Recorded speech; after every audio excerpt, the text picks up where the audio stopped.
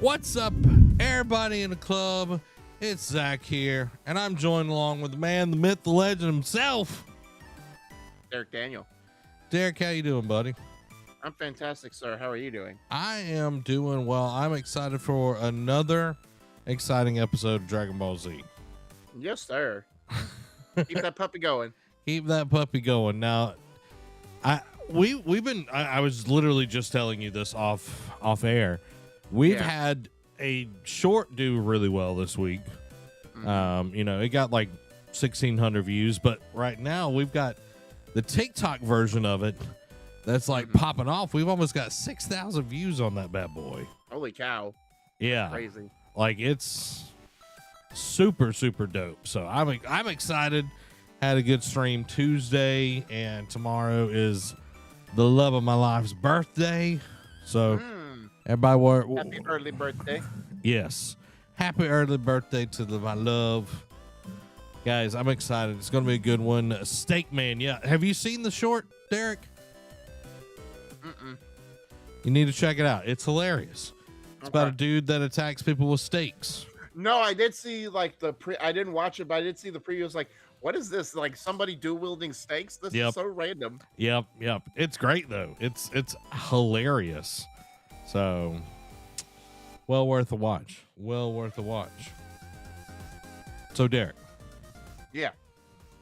How's it been going, man? It's been a week since we talked. Yeah, it has. It's been going. It's been a long process, but it's been good.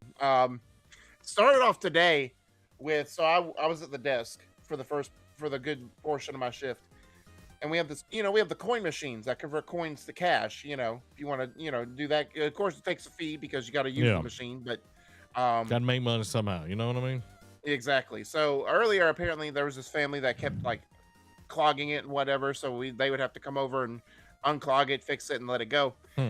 This guy started doing it, and I just had this feeling. I watched it, and I'm like, it's gonna clog. Sure enough.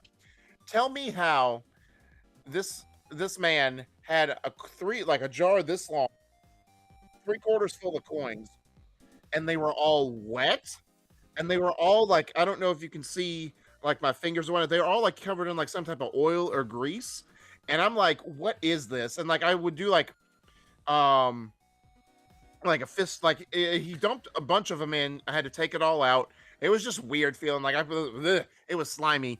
And so I did like just a fistful, and it would clog the machine. So I literally, at one point, this took me a 40-minute process because it clogged so much. I'd have to open up the machine, take it out, clear it, let it start again. I literally had to put one coin in at a time just to let it process, and be able. I did this for 40 minutes. Jeez, man, that sounds. Yeah. Did you put on any gloves?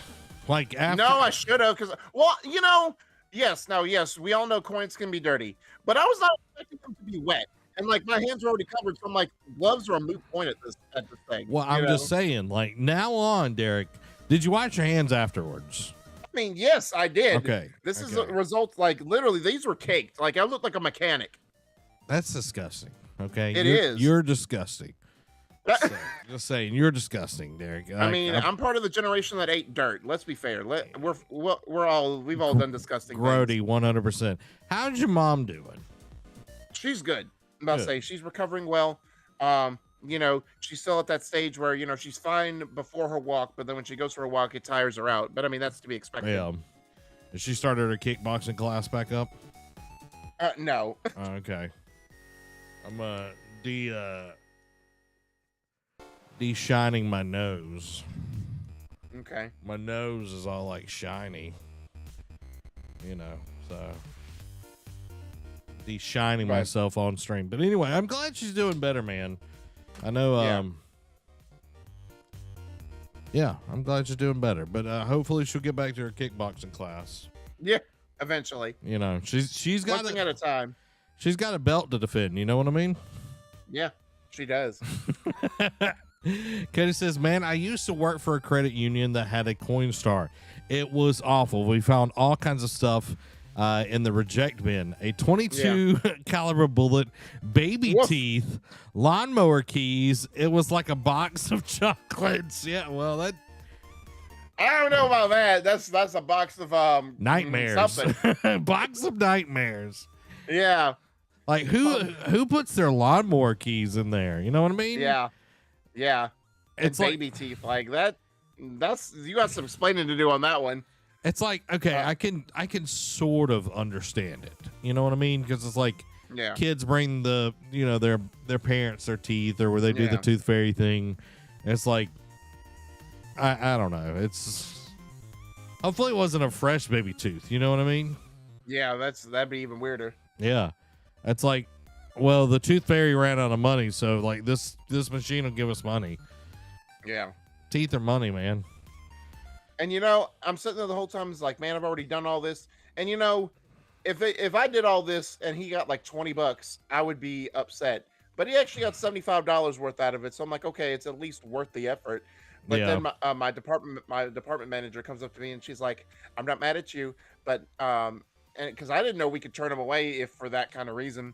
And she said, next time if they ever do that, tell them you have to go either clean it, like if they're dirty and they're clogging the machine, tell them to clean it, or if it's wet like that, tell them to go home and dry it. I'm like, oh, okay, Hey, you learned something today, Derek. yeah, You know what So- I mean? You learned something today. And yeah, if I was that dude, if some person, took their time out to help me, I would have Yeah. gave him a cut of the booty. You know what I mean? yeah.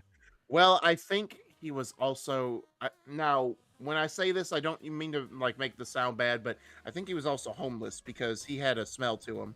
Mm. Or he And just he kept doesn't bathe. like he wasn't on the phone and I didn't see an earpiece in his ear, but he kept talking to himself while I was like doing all this, and I'm just like, okay, I'm just gonna just keep on. Well, maybe that explains the wet and oil Maybe thing. it's like it's like he went.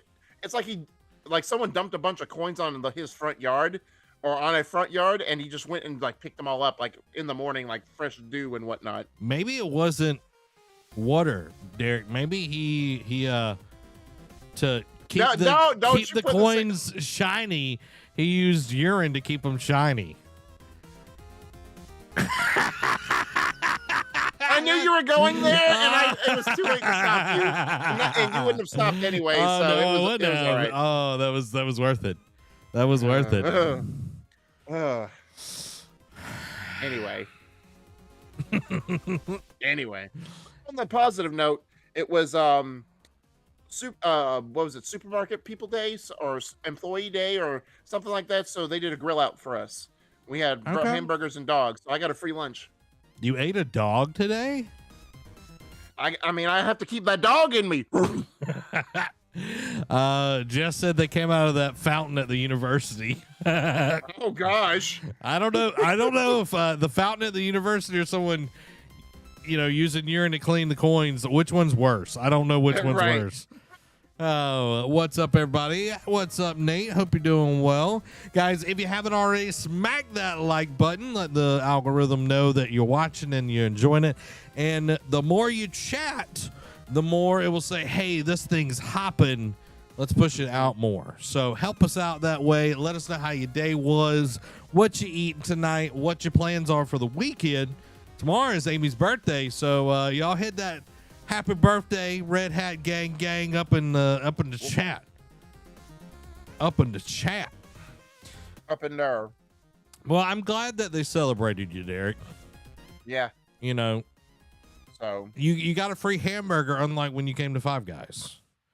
yeah, no, you got a free burger. I did So get a free burger. It was So we got delicious. burgers, dogs, we got chips, potato wedges, drinks. They had a cake, so it was good. That's awesome, man. What kind of cake did you have? Well, it was just, they had to get it was a typical just vanilla cake. Because Yeah. it was for all the store. Hmm. So they had to make it neutral. You should have been like, no, I want the chocolate caramel pecan crunch. I should have asked that, and they're like, you can get it yourself. We're not vouchering that out. That was like a bunch of cheapskates to me.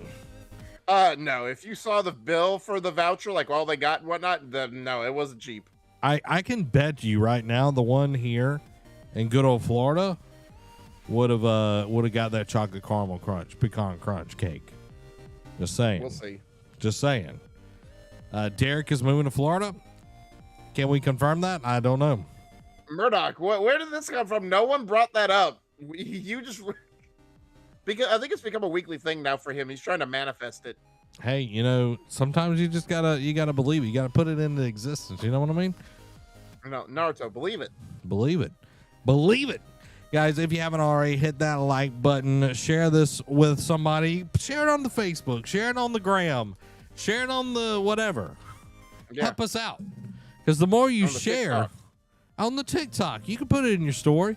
You can do all the things. The more you share, the more you chat, the more you like, the more it helps out the good old Nerd Cave. And you don't want Derek sad, do you? No. You don't. You don't want. I don't. I'm never ever sad on the show, but don't make it first. That's not a good first to do. You wanna keep us happy. Keep us happy and sassy. Yeah. You don't need. They don't need to keep you sassy. You need to tone it down. Oh, I'm like I told it. Me and Derek were talking right before we went live, and I got my CPAP machine Tuesday night, and I used it, and like the first Wednesday, I was like, okay, I can definitely tell a difference here. Felt a lot better. It's like a still like if you haven't slept well for a long time, your body's like trying to get back to it. But last night was a little bit rougher. I upped the humidity, felt like I was drowning, so I had to dial it back halfway through the night. But I can't imagine. I've said this to everybody that'll listen to me. Can't imagine what a week of using this is going to be like. I've already feel like much better. Yeah. I'm gonna be like Super Saiyan, Ultra Instinct mode, like plus Ultra. We're going beyond, baby. Like next week, Derek's not going to be able to even like. He's not even going to know what hit him. You know what I mean? No. Next week we're not going to be here, sir. Remember? Exactly. You're not even going to know what hit you. You were just like, oh my God, where did that come from? And it was like, I just like appear in your room, and I'm just like got like eyes glowing. It's right, like you're just floating right in my room. It's like you're moving to Florida. You're like, and like I just grab you and like instant transmit. Right, and you teleport me back. Yeah, and like, like your life is here now, boy. You're like, oh my God. You just worked your magic to like wipe me out of the system from the Troy Publix and put me at the Walmart. The Walmart. Oh my God. Yeah. I will punish you. Yeah, that is a punishment. That's a 7 circle right there. But yeah, no, just put me at the Publix near you. Yeah, exactly.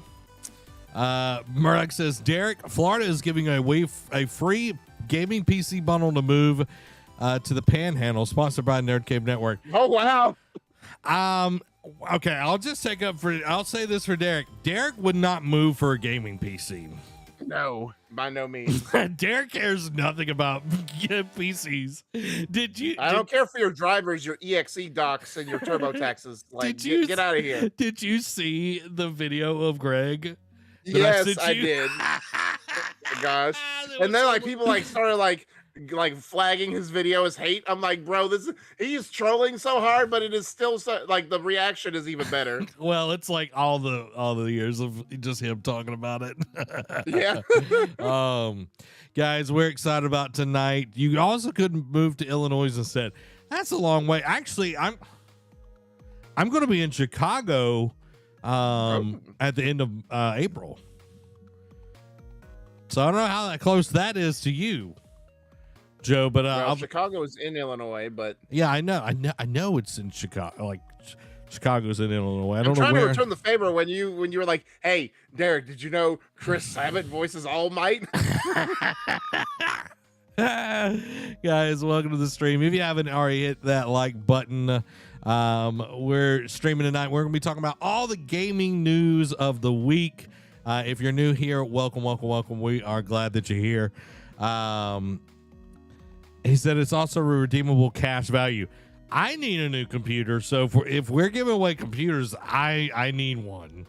Because wait, whoa, back that up. Hold on, pause. Also redeemable for cash. You talking about the PC is redeemable for cash value? Hopefully that's not GameStop store credit because Yeah, that'll get me $5. It's like you owe them $4,000. Right. It's like, hold up, why? Oh man. What's Oh, in Chicago besides crime? Well, wow.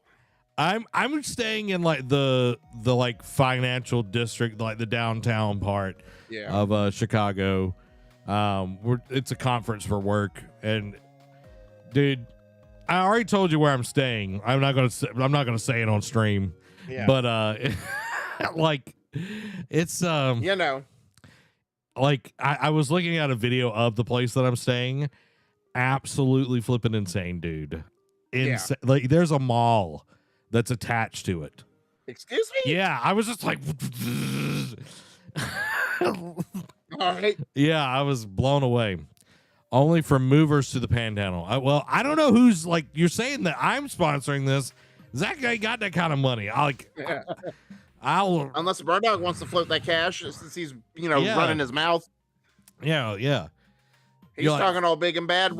Put your money where your mouth is, Murdoch. Cash that check you writing. You're bankrolling it? Hey, he's bankrolling it, bro. There you go.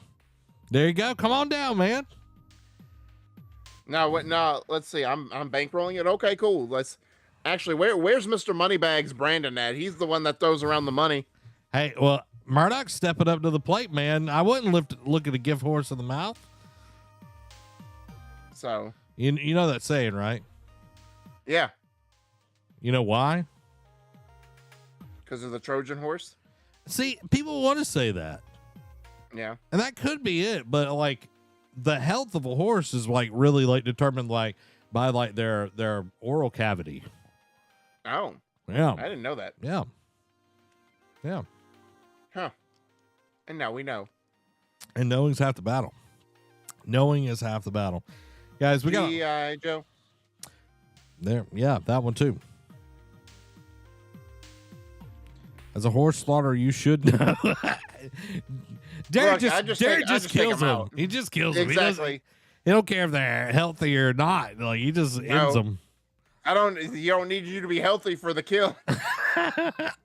So I learned this from my boss the other day.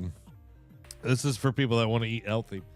So anytime you like the meat that we eat, Derek, I don't know if I've talked about this on stream or not. The meat that we eat has like a fear toxin in it. Oh, yes, you have talked about Okay, I have talked about that. Where it's like when, I don't know if that was Amy saying something or was it music, but like when an animal is getting killed, like the way it's killed, like it knows it's about to die. So like it has like all these chemicals like fear pumping in through the meat and everything. So it's like in the meat when you're eating it. So there you go. There you go. The more you know. Yeah. All right. There you go. Now, Derek, we're on a quest right now. Yeah. For more awesome crew members over on Patreon. Patreon? Patreon. Patreon. Yeah. And our goal is to hit 12 members on Patreon so we can start. Amy said, I've heard of that. We eat their fear. So we're trying to start our anime show, which I'm really, really excited about. I want to talk. I want to talk some anime with you. And the new like fall season of anime is like fixing to start up soon. Like we're fixing to get a ton of new shows. Like 6 months, but right now we in the spring anime, sir. Well, only one that I care about right now is coming out in the fall. Oh, yeah. You know what I mean? I'm catching up on the My Hero. I just finished the first arc in season 4, which was good. Ooh. Really good. Really good. Yeah. So, all right, questions. I have Okay. So, first of all, Lemillion, did your mind change after the fight? Yeah, it did. Like, I didn't like fully hate him, but he was kind of annoying, and like it was like letting her go the first time around. I was like, dude, why are you doing this? Like, you should listen to Deku. Like Deku knows what he's like talking about here. It's like, yeah, you might be a third year, but you're doing it wrong. You're doing it wrong, he's bro. about to say he's had more field experience than you. Yeah. So, yeah, I definitely like because it was also it's like Lemillion and then Night Eye. Yeah. Yeah. You know. That was heart wrenching, and like I got goosebumps when they're planning the raid and like when they're talking about what's happening, like Overhaul is doing, like in that mission briefing, everyone's just like so on edge, and I'm just like, oh my gosh, let's go! And then they're starting the raid, and I'm like wanting to charge in there with them. Yeah, and I know. It's like it's so good. I know that whole the Fat Gum and Kirishima fight. The hardening guy, that was great too. Yeah, that was like, and seeing like Fat Gum like using his power, like absorbing all the hits, and then it's like, oh, like this dude looks normal. He's not like, you know. Hey, that's his trump card, because if it doesn't work, then they're screwed. Yeah, exactly. But all the fights were really cool, and then seeing Deku being able to go like 100, he went 100% at the end of the fight. Because of we won't spoil everything. Now see, here's another, I talked about how the Bakugo retrieval arc, people were wrong that is better than the Sasuke retrieval arc in Naruto. People, when this season came out, they do their own anime awards like through Crunchyroll and whatnot, and the fight between Overhaul and Deku won Anime Fight of the Year, which is disrespectful because let's be honest, Lemillion gave hands to Overhaul, and then that happened, and he still gave him the business. If it wasn't for that handicap, he would have beat Overhaul, and I'm like, that is a better fight than Deku, because Lemillion lost by a handicap. Okay, I will say that I agree because like of what he was able to do, but visually, the fight with Deku and Overhaul was way better than Lemillion. I mean, visually, yes. And I know that plays a big factor in it, but Deku also had a handicap, but in a positive favor. No, he got a bonus in his card. Exactly. Unlimited power. Murdoch says, so is the animal you hunt has been happening since the dawn of time, no biggie? Well, like when you hunt an animal, like they don't know that they're about to die, compared to like a slaughterhouse where like they're like, oh, Bill just got murdered in front of my eyes. Yeah, exactly. Like, you know what I mean? It's like, like I would be flipping freaked out. Like all that. I take your fear toxins and raise you GMOs. My hero is really good, Nate. I 100% agree. Like switching into the next half of season 4, I can already tell that it's kind of fluffy.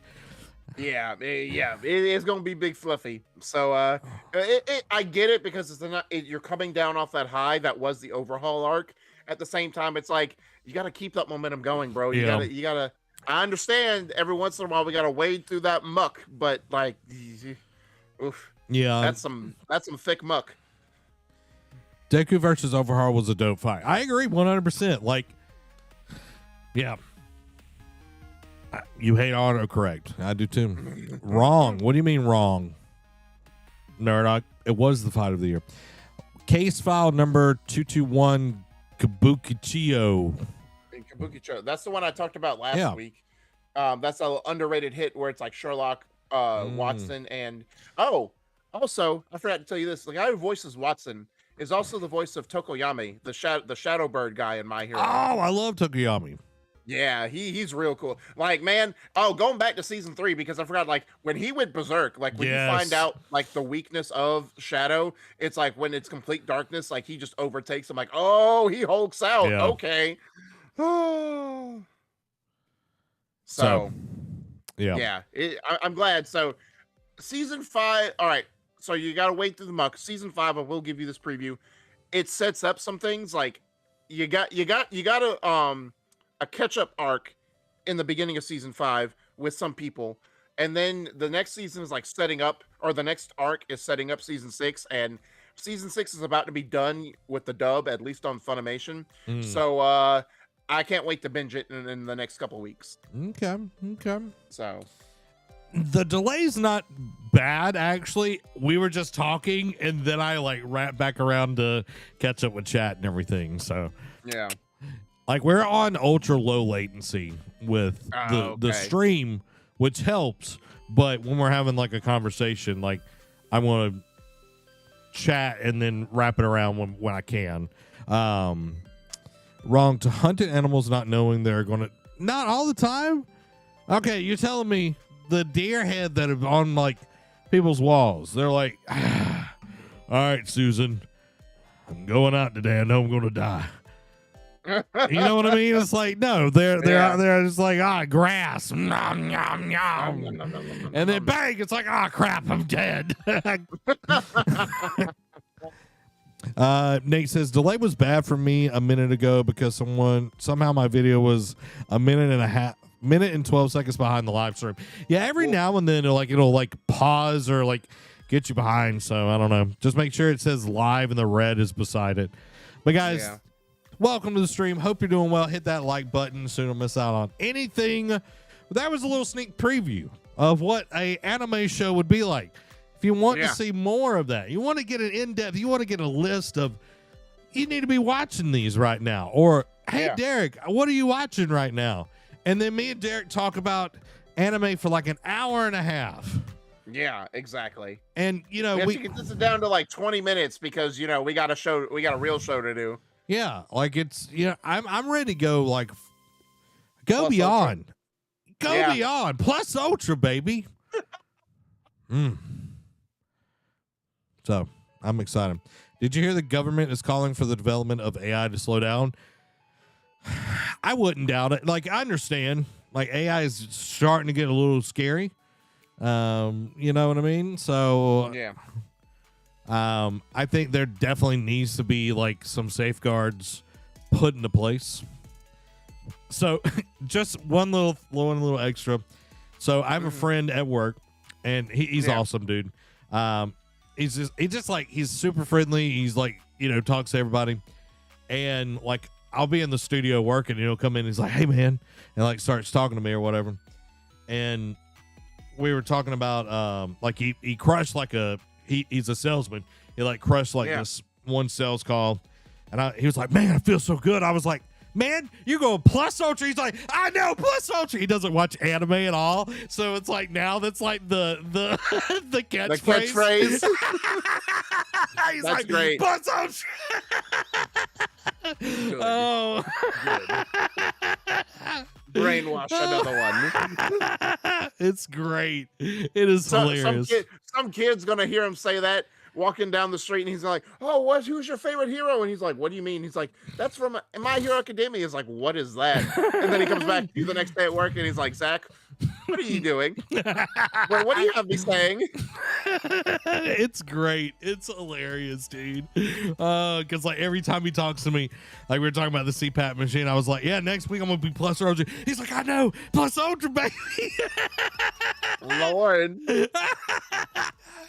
And we just we just got our cold plunge at work.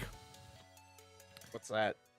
A cold plunge, like you get like an ice bath or whatever. Oh. Yeah, like we have like a cold plunge and a sauna at our work. It's very interesting. Yeah. Like we have a cold plunge, like it's gonna be like 50 degrees. And be able to get in there and do like a cold plunge and then jump in the sauna and go back and forth. Heck yeah. So man, I'm gonna be like amped up. Like I'm gonna be, whoa, you gonna see me, I'm gonna look like All Might when he's all pumped up. You're like, I'm here. Hope has arrived.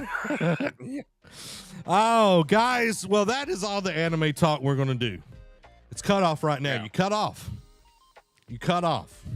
Never hear it again. Until next week. Or until the next show. Athletes do it from hot to cold to relax muscles. Yeah, exactly. Gets blood flow, gets pumping, all that good stuff. It's for health, man. It's for the health. So little housekeeping before we get into the show. We're about to talk about all the video game news that you need to know. Talking about Tears of the Kingdom tonight. We're talking about E3, the craziness going on with multiverses, all that kind of stuff tonight. It's going to be a great, great show. Tomorrow, we will not have a stream. We're celebrating Amy's birthday. We're going to be chilling. Yep. We're going to be like villains. You're not even going to know where we're at. After a killing? We're not that. You said you were villains. Villains? Well, never mind. I'll leave that be. Yeah. Yeah. We just turn things to dust. You know what I mean? And you don't have to collect all the Infinity Stones. Nope. Not at all. Yes, Amy's birthday. Y'all wish her happy birthday down in the chat. So tomorrow we are not going to have a stream. Next week is going to be a little different, okay? Next week I got work. So Thursday we are not going to have NerdCave News. Streams on the other hand, we will still have Friday and Tuesday nights, but I just wanted to let y'all know where we are on NerdCave News. Next week we will not be having an episode. So there is the housekeeping for this week. And last night, it's the last bit of anime, and we'll get into the show. I was trying to convince Amy to let me get a full sleeve of Naruto. Like, I saw one on... A full sleeve of what? It would just be Itachi. What do you mean? Do a half sleeve, Zach? I could do a half sleeve. It was like, the one that I saw was super dope. It was like Kakashi, and then it like went down, and then it was like Itachi, and then it was like Sasuke, and then it was Naruto. It was super cool looking. It was super cool looking because it was like literally Kakashi taught all of them. Yeah. You know, so been super dope. But Amy's like, that's going to date you. And I'm like, and Murdoch's like, I hope you still like Naruto when you're 70. I will. Yeah. I would say other things, but I don't want to spoil anything. Fair. Technically, he didn't teach Itachi. Technically, but we won't go there. Maybe Itachi taught Kakashi. You know, you're already under my genjutsu. That's what I said, Murdoch. That's what I mean. See, I think I look pretty dope. Give me some Air Force Ones with Itachi on there, but like Mangekyo Shuriken.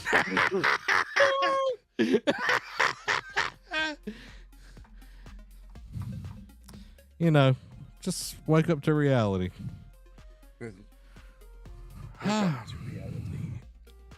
And watch out for the second meteor.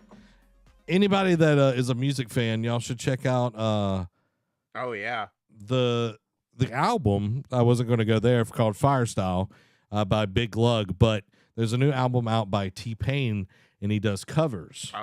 Cover songs. They're really cool and they're really fun. He does one of War Pigs by Black Sabbath, and it's really good. Interesting. Huh. Yeah. T-Pain is just a vibe, man. Like, he's just like Facts. You know, he was big. Facts.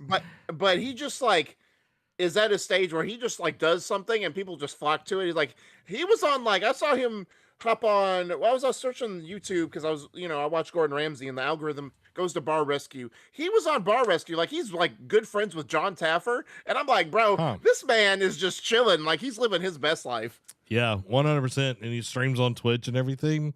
Yeah. Tennessee Whiskey was a really good cover as well. Yeah. So go check it out. It's called On the Top of the Covers by T-Pain. I've liked check that out. I've loved T-Pain for a very long time. I got a pair of white glasses going into college because I wanted to look like T-Pain. I'm gonna buy you a drink. Ooh-wee. All right. I gained a lot of respect for T-Pain when he actually came out.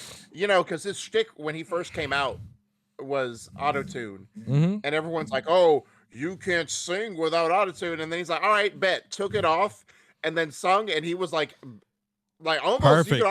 you could argue he was better. Oh yeah, without the auto tune, and I'm just like, ha, get out of here, fools! Like I gained so much respect for T-Pain after that. Yeah, 100%. He's the Itachi Yeah, of the hip hop he is. world. You know what I mean? Exactly. It's like, he might not be the flashiest sometimes, but then when you see him and you're like, oh dang, Yeah, that's pretty dope. Snoop Dogg's the Hokage. She's just chilling out.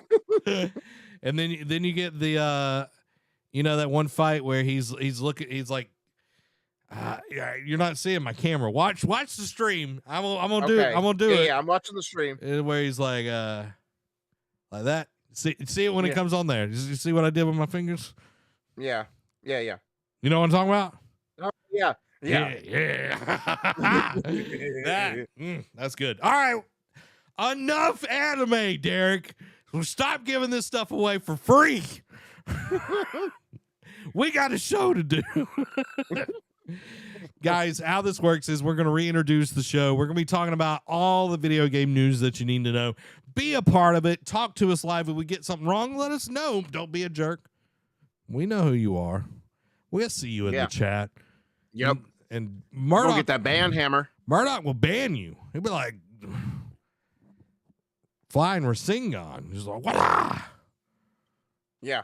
No, he'll put you in the infinite Tsukuyomi. Oh, yeah. There you go. Boom. We're talking about anime again, Derek. I know. You started it. We got to talk about gaming news. So be a part of it. Make sure to like it. Make sure to be a part of the conversation as we go through the news topics. And without further ado, let's kick this pig. Starting in 3, 2, 1. This week, Zelda fans cry for the tears of the kingdom. Multiversus turns pickpocket, and E3 2023 is already dead in the water. Plus so much more, because this is the NerdCave News, and I am one of your hosts, Zach Dykes, joined along with, on a farm deep in the south of Georgia, one man does the impossible every day, producing the nectar of life, while at the same time taking it away. He is Farmer Jebediah Larson, the horse slaughterer and hog milker. Pa-ching! I do thank you kindly for that introduction, my good sir. So, on barbecue, I do declare that was a good intro. Now, Jebediah Larson, we do something here each and every week. We rank the names we give Derek, also known as Jebediah Larson, this week. Yeah. Now, Jebediah, where does this rank on the list of names? Ooh. Because I do like the name. Let me see. Hold on. Give me 1 second. I'm going to put this above Jingo Huth because it does sit tight. Oh, wow. With my, Oh, wow. So. Oh, wow. So where does that? I want to put that. Okay. So we got Saurus Ulthora, the Secret Keepers, number 1. True Rog, the head of the Hut crime family, is number 2. And then our new number 3 will be Jebediah Larson, the horse slaughterer and hog milker. So, and then we got Jingo Huth, Ligurian god of the seas, Drictex the Tralaxian, Monsieur Jean-Jacques Dugateau, Harmony Proudfoot of Hopperton Hole, and lastly, Delphina Warrior Princess. You know Delphina should be higher than that. You know that. Whatever. Nah. These are my rankings, sir. You can do your own. Okay, so shout out to Murdoch for submitting this name. This is a Murdoch name. It's about time you contributed, sir. But yeah. Good on you. Getting Look at you. You got a top 3 right out the gate, man. Exactly. And it'll last for 2 weeks. Yeah. You get to sit there at top 3 until, will it stay there? Will it stay there? That's the question, Derek. You got to tune in 2 weeks from now. Guys. I got to make a call for work real quick. Let me do a quick pause. Okay. Or let me do a quick mute. Okay. Guys, this is the NerdCave News. And this episode is brought to you by Epic Game Store and our wonderful patrons, but more about that later.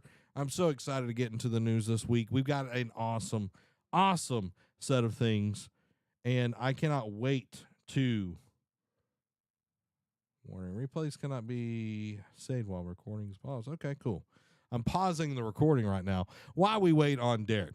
Yes, suggest a name by dropping it in the form that Murdoch just dropped in the chat.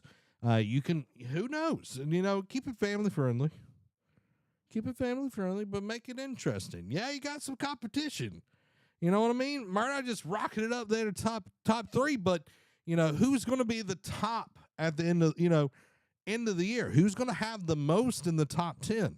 That's going to, you know what I mean? It's going to be crazy. It's going to be crazy to see, to think. You know what I mean? I'm saying you know what I mean a lot. But we got an awesome show. We're waiting on Derek real quick while he takes a call for work. Guys, what are you playing right now? What are the games that you are putting your time into? I'm working a little bit on Harry Potter, Hogwarts Legacy. Still working on that on stream. Off stream, I've been playing Plague Tale Requiem, and I have been really, really enjoying that game. It is a ton of fun. Like, Plague Tale is not like it's one of those where it's like the story is really good, but it is like dark. It's like set in the plague, and it's just disturbing. All right, I'm back. Okay. I'm talking about some Plague Tale, then we'll get back into the show as the whole thing. Okay, why does this thing keep going? Ooh. So I'm playing Plague Tale. Are you playing anything right now? I'm trying to replay through Jedi Fallen Order. Okay, yeah, that's right, because we were about to get that. Nice. I should be going to Kashyyyk right now, but I'm not playing it. Oh yeah, I just got to drop. Well, you got a few weeks. You got a month to play it, sir. We are. Can you believe we're a month away? Four weeks away from Survivor. Yeah, I probably won't finish it. I'm gonna just be 100% honest because I got a lot going on right now. Yeah, like if I play, you got trips and stuff coming on. Got trips. I've got work. Work next week is going to be chaotic, but Satisfactory for the 5th playthrough because of new content. Don't even know what that is. Are you running a factory? Nick says Hogwarts and Halo. Nice. Don't know. Like I'm resisting the urge to play Halo, Derek. I'm gonna resist. Every time you get out, they try and pull you back in. Okay, I'm gonna unpause the recording and we'll jump into this. All right. Yeah, let's do it. All right, here we go. Did I unpause it? I'm assuming I unpaused it. Okay. We're getting back into it, guys. Let's jump into the gaming discussion this week. First up, Multiverses is being taken offline to relaunch in 2024. At first, when I saw this, I'm like, man, don't go the way of Rumbleverse, where like you're already DOA before 1 year anniversary. But it's just a temporary hiatus, maybe. In a developer blog post, Player First Games CEO Tony Hune explains that since Multiverses launched in open beta, apparently it's been an open beta for a while now, last July, players have offered a ton of feedback. The studio feels that the only way to properly implement improvements based on these fan requests is to shut the game down temporarily. We know there's still a lot of work to do. As a result, we have a clearer view of what we need to focus on, specifically the content cadence of new characters, maps, and modes to give you more ways to enjoy the game, along with updated netcode and more matchmaking improvements. We'll also be reworking the progression system based on your feedback and looking at new ways for you to connect with your friends in the game. As a result, Multiverses is getting pulled from the online stores on April 4th. So that's next week, and I think this is upcoming Tuesday. While new players won't be able to download it, those who already have it in their libraries can still reinstall it after that date. On June 25th, the game's online servers will shut down, along with any associated features. After that, players will only have limited access to offline modes, such as the training room and local matches. Purchased in-game content such as characters, items, battle pass tokens, and unused currency will carry over when Multiverses returns in early 2024. The Season 2 Battle Pass will also be extended through June 25th. Daily missions will continue to be added, but the weekly seasonal milestones will no longer refresh after March 31st. Those seeking refunds will have to take it up with their chosen storefront, as an FAQ states, This announcement does not change any current refund policies or terms offered by the storefronts from which Founders Packs or Gleamium bundles were purchased. That's a little, stupid at the end there. But, I get it because we haven't had a content drop in a while. Yeah. So it makes sense why. But, to say that this has been in beta, like we've had live service games, like I forget, like Xbox does this, right? Like I know We Early Happy Few access. did this, was like one of the first, and was the first one to do this, where they had early game preview and they added to it and add to it, and then finally they just said, "Hey, this is the 1.0 release." Yeah. Several games have done this, and I'm glad now to take it this far. Like pretty much, like I know it'll go. You can't buy it after Tuesday, and then it'll go offline on June 25th. But to have it for roughly 6 months be offline, or like be not online playable until the beginning of next year seems a little steep, which means I feel like a total revamp is coming, and I don't know if I'm going to like it or not. My question to you is this another? Obviously, there are some that do work, like the big case studies, but you could almost, chalk it up to those are like the ones that just did it right, or those that just have the biggest fan bases behind them. Do you think this is another case study in the camp that live service games don't really work? Oh yeah, this is 100%. Dude, like so many people that are like avid fans of this that have been playing it are livid because Yeah, it was not a beta, it was early access. That's the way they push this and everything. And to sell a battle pass and then be like, yeah, okay, we're taking the game totally offline for yeah, the rest of the year. That to me signals, okay, we've done something bad. We don't know how to get out of it. So we need room to maneuver. So we're going to try to put up as much distance. We're going to just, almighty push and get as much distance as we possibly can from this, because season 2, we've seen maybe 2 characters. I know one at least yeah, that has come out, and that's been Marvin the Martian, and that's really been it. yeah. Where they've got a ton of characters and everything, but they've also seen the player count go down, and now it's like, oh well, you bought the season pass. We haven't really put that much out there. All right, we're going to take a break now. Quote unquote. Oh, and good luck getting a refund for it. Yeah, exactly. And it's like, okay, when they come back, are they continuing season 2 or is it a season 3? You know what I mean? Will they honor what you bought so far? You know what I mean? Like, obviously, you're stuck with it. You can't get a refund, but will that carry over when you revamp it? Yeah, and it's when I joked to like their pickpockets. It's just like there's so much going on here. Yeah, Marvin the Martian. They added like a few different arenas. Gizmo, Rick and Morty, Stripe, Black Adam. Yeah. And that's really it, I think. I thought, no, that was season 1 that came Rick and Morty. So they've literally only added Marvin the Martian. Crazy. Yeah. People definitely should riot about, you know what I'm saying? Like, I understand like the Gleamium bundles and the Founders Pack. Cool, whatever. You can have that. The season 2 battle pass, that should definitely issue a refund. You know what I'm saying? Or at least get you more currency, like as an apology. Yeah, or like the only way I can see them getting around the battle pass, they come out, okay, hey, 2024, we're launching again, season 3, and it's like, and if you bought season 2 battle pass, you automatically get season 3 for free. That is the only way to get around this, because it's like, okay, you've burned the hardcore fans that bought your season pass. They're not going to trust you because you literally put out one character and the Game of Thrones, like the throne room as the new arena, and that's it.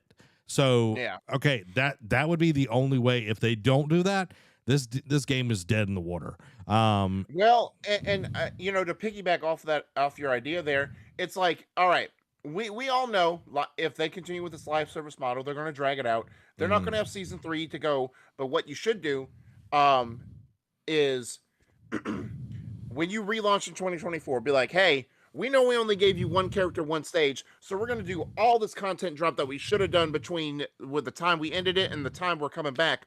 We're going to have like 3 or 4 new characters, 2 or 3 new stages, the 1 or 2 more game modes, like all this. It's going to be available on the relaunch, and then season 3 you get for free because you bought the season 2 battle pass, and we gave you nothing when it first came out, basically. So that's our apology pack, essentially. Yeah, like I like the idea. I feel like they have to give away the free stuff, but they have to make season 3 amazing. Whatever they do, they have to keep you, because I while I agree they should make season 3 free for season 2 pass owners as an apology. I don't think season 3 will start drip feeding, because it's like, all right, we've had to revamp the game, but they also want to have that long tail of their live service game and be like, all right, this is why you need to come back to the relaunch, and then this is what we have planned down the road. We promise we're going to stick to it this time. Yeah, the only problem I see with that, and we'll wrap this up and move to the next one, is if they go the way of Halo, where they make really long seasons or these in-between seasons. Like, they have to launch and they have to have all this content. They have to have season 3 going, and season 3 has to be jam-packed full of stuff, and them saying, okay, our roadmap is this. Season 4 is going to start in 2 months, and then season, it's like they already have the game plan worked out and ready to go. Because if you look at Halo, and I know season 3, Nate's going to be like, it's so much better. And, like, it just took so long for them to get going. And that is the folly of these live service games. Rumbleverse, we're looking at you. I miss you. But, there was nothing there. And then the reason why people dropped off of this game is season 2, there was no reason to play. There's no reason to play. And it's an inferior, like, it's good, but it's an inferior Smash Brothers. If you want to play a game that doesn't get new content that's really good, you're going to go play Smash.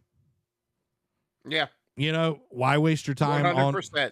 on multiverses when you could go play the story mode of Smash during, the rest of the year? Yeah. So only time will tell, if you are in this boat of that you got, something.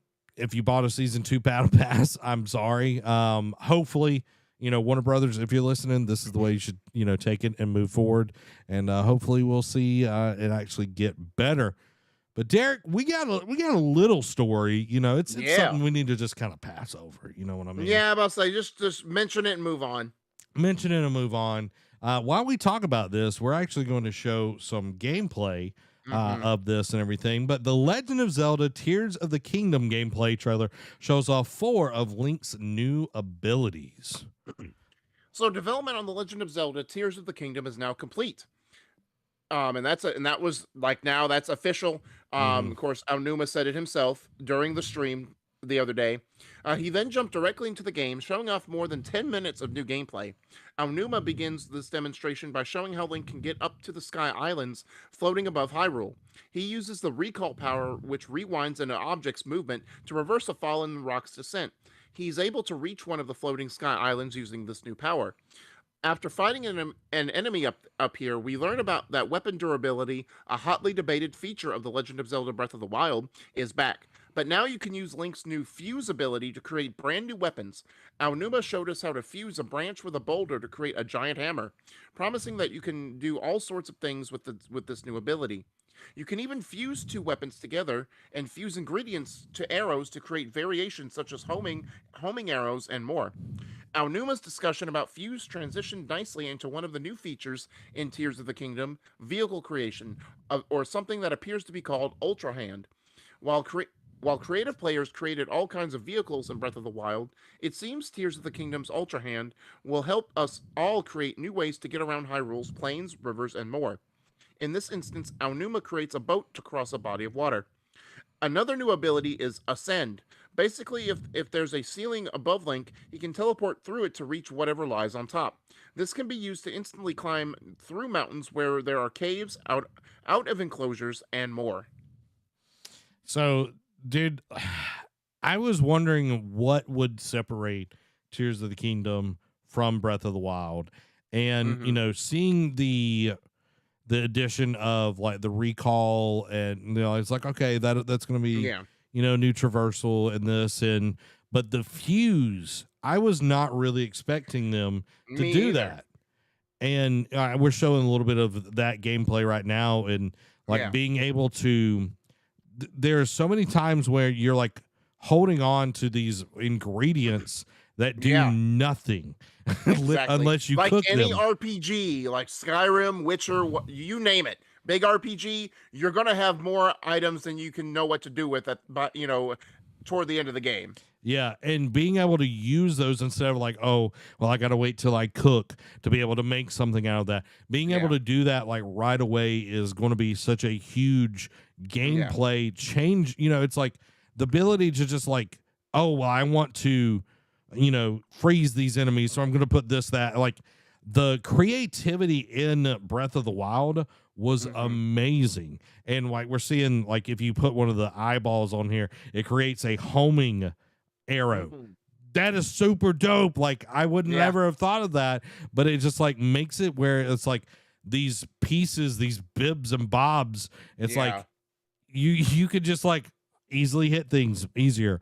Or it's like, oh, your first play and it's like I can pick up a rock and a stick and I can make a big old It's definitely better resource management, especially in the beginning, because weapon durability. If you're in the middle of a fight and it breaks, it's like, well, what do I do? Got to run away? Nope. Then I can just pick up items and fuse them. Yeah, and that was a huge issue. I'm curious what this is here. Oh, that's cool. Like smoke screen and everything. Yeah. But like being able to do all of that is going to be super, super cool. And like we've seen, I'm skipping to the vehicle building and everything. Like we've seen people like put explosions and like hit rocks a bunch of times and then jump on it and fly across the map and everything. But now it's like being able to take like parts of this is the Ultra Hand ability, but being able to take parts of different guardians and everything and be able to make it into different vehicles, and like they have batteries and you can fly, you can use it as a boat or whatever. Like the creativity level is going to be extreme because like from look at here, he's creating the Y-wing. yeah like just like from Breath of the Wild system, like people got super creative, and now it's like, okay, we're gonna put some Minecraft elements in this. We're gonna let you go extreme on this, and like I'm really excited about it. Yeah, it sounds like really promising. It's sort of like what like with Horizon and like with God of War, like the sequels to them. The developers are getting smarter. They're like listening, especially like the first party publishers. They're listening to their fans because they know the first game did gangbusters, put them on the like really did well for them, and they want to listen to their fans and be like, hey, how can we keep you engaged? How can we get you, what are ways to get you to buy into the sequel and not just be a paint by numbers like how Ubisoft did for a very long time with a lot of their sequels. And it's like, all right, we're going to listen to you. We're going to figure out smart ways to innovate. And you like think of stuff that hey, like with Horizon, it's like there were things it's like, hey, this didn't work or this was dumb, we could have done this better, so now we're going to use the sequel to do that. Yeah, and like having people that actually like listen and will innovate, because if this was just Breath of the Wild 2.0 without the new added things, like people would still play it, but I don't think people would be as interested in this game as like seeing this. It's like, okay, maybe I'll crack this open and try it out and everything, because it's something different. Like being able to make a hovercraft, like that's super dope. Yeah, that's so great. And I'm just trying to show like this ascend ability real quick, just because like being able to traverse is like the biggest thing of this. My only concern, Derek, is this world going to be as desolate and barren compared to Breath of the Wild, or are they going to actually add stuff into the world? We'll see. And the thing, granted, seeing this gameplay is great, but and maybe I'm just an idiot because I never played Breath of the Wild, but I don't know what the story of Tears of the Kingdom is going to be like, yeah, we've seen some like Mm-hmm. hints, but they haven't really gone a full on like, hey, this is what you're doing. This is like your quest. This is like your end game, your golden path that you need to go on. It's like I'm really not getting that. I haven't really gotten that so far. Like, I don't know what the purpose is. Now, granted, I didn't play Breath of the Wild, so I'm not going to have any interest in playing Tears of the Kingdom. But for those Mm-hmm. fans, it's like we just got an actual story trailer for Survivor. Like, we've seen teases here and there, Yeah. but last week we watched the actual gameplay, so I got a better understanding of what our purpose is for the game. So it's like, now when are we going to get that for Tears of the Kingdom? Yeah, it's like we need to know like the story. Like we know what the Yeah, story of Breath of the Wild is now, like uh Ganon again takes over and you had yeah, these champions and you had these big beasts that you had to like mechanical beasts that you had to fight and everything. And like it was a good story. It was something different, in the overarch and everything. But yeah. it's like you said, so far we don't have anything. My God, that would scare me. I Um, know. so far we don't know what is new about this. Yeah, And Nate says the land was big and beautiful, and you had plenty of little temples to explore and solve puzzles. And I agree, like the temples were cool, but it doesn't like the temples shouldn't be the only like gameplay yeah, mechanic. I'm thinking about like Horizon Forbidden West. Amazing exactly. game. It's like the whole time there's like he would be dead. His neck would literally broke right then. I know. Um, Well, video it's like games. it's the same understanding, when in the early Assassin's Creed games, when you swan dive from like the Colosseum in Rome to like this bale of hay, and Yeah, it's like I should be dead, my back should be broken. yeah. But overall, I think this is going to be an awesome game. That's every Zelda, some form of Ganon takes over. Yeah, exactly. So I'm glad we're seeing that. I want to hear more of the story. I want to see where it's actually going to go. They did announce also, and I think it's probably in the quick hits, that there's going to be a Switch OLED version, Yep. Yep. special edition and everything. So, hey, if you're looking to get a Switch OLED, it looks pretty dope. I'm not even going to lie. Yeah, actually, like it's not just, like the Splatoon one was disappointing. Like it was just like it was just like etched into the dock, but you could see the paint splatter, but it wasn't like colored. It was just like the standard black. And I'm like, man, y'all are disappointed with this one. Just put that holiday special with Mario Kart back out there again. Again, it probably will come out this year, unfortunately. Oh, you know what else you could do right now, guys? You can support us by going over to the Epic Game Store using our creator code NerdCave at checkout. Even on free games, it helps us out. You can get Hogwarts Legacy, V-Bucks, those awesome Sony games, and I heard that there was a patch coming out for Last of Us. I would hold off on getting Last of Us on PC right now, guys, Yeah, until yeah, we tell you that the patch has happened and it's not crashing and everything like yeah. crazy.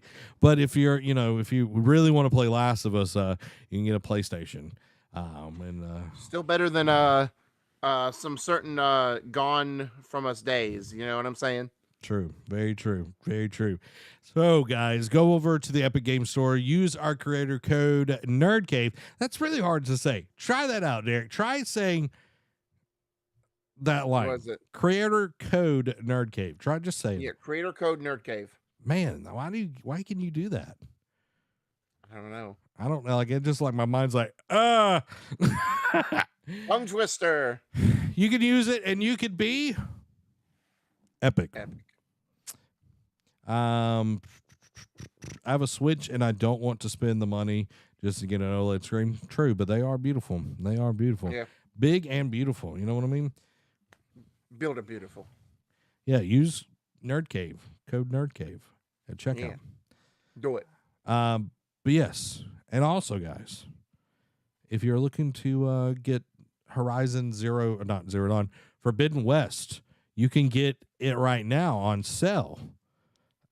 You can get the PS4 version at $29.99, somewhere around that, and the PS5 version is like $30, and you can get the deluxe at like $40 or $49 or something like that. Yeah. Well worth it. Like huge discount on all of that. So yeah, there you go. go get it. Go get it. I'm sure it's like because it was on the PS Plus Extra and Premium tiers, last month at least. So, I'm sure they gave a huge discount to those who missed out on it. Yeah, exactly. So go check it out, guys. It's a great game. Not PC version of Zero Dawn is out. Forbidden West is not out yet. Haven't said anything, but it's still early in the year. They need now that Last of Us Part 1 is out, they don't have any PC ports coming out anytime soon, so that's prime time for it to happen. Nate's like, port it to PC, Sony. It might happen, guys. It might happen. I'm still waiting for Tsushima to come out, but I know. Give it to me, you cowards. Well, give it to you. I just played on my PlayStation 5. Get that. You're right. Get that ray It's your tracing. game of the every. It's your game of the every year. Well, except for when God of War Ragnarok comes out. And then yeah, that's fair. You got to take a break every now and then. Every now and then. Just like something else should take a break and just go away. E3 is dead before arrival.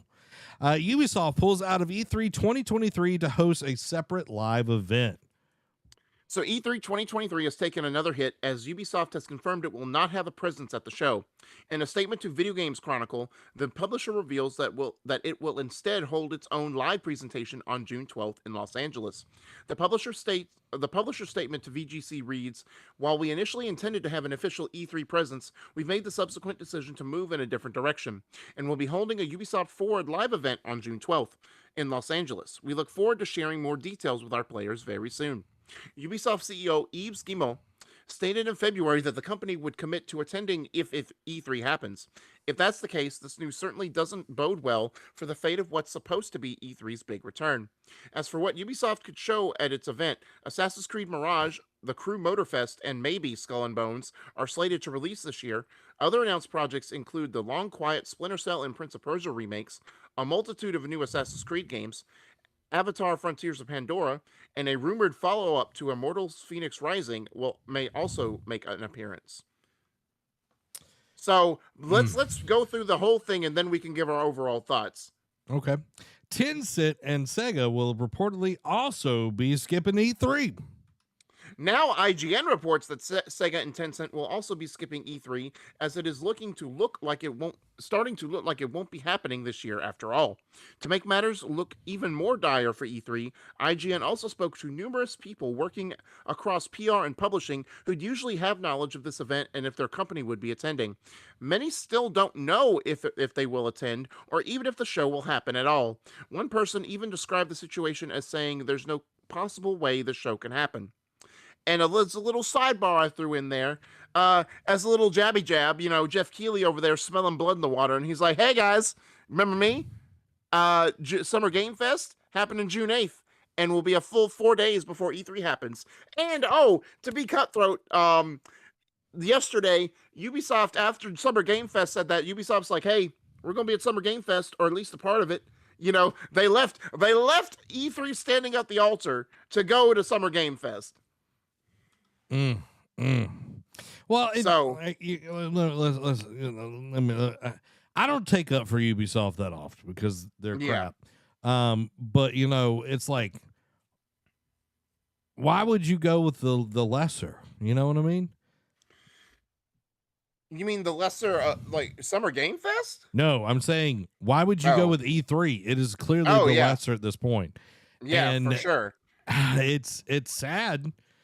Amy said, oof, 100%. Like, this is like, I think it was Greg or somebody Kind of Funny posted, like, when he hosted, it was like, we'll see you back here at E3 2022 next year. And then it was like, it like popped up. It's like, you sure about that? You sure about that? This aged poorly. Like, I hate it because, like, we've talked fondly about like our history with E3 and like growing up on E3, seeing X-Play and everything, and it's like it holds us as a spark, a part of us and everything, but at the same time, it's like it is not innovated. It's not clearly no one wants to be there.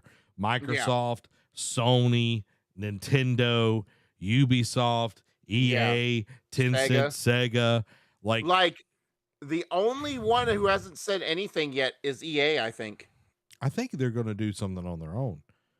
Maybe. You know, but they haven't confirmed nor denied they're going to be at E3 is what I'm getting at. You know what I'm saying? Like the E3 is holding out hope. It's like, EA, you're our savior. Help us. And they're like, I don't know about that. I'm going to let you drown. The only people that I could see doing this is like THQ Nordic. Mm-hmm.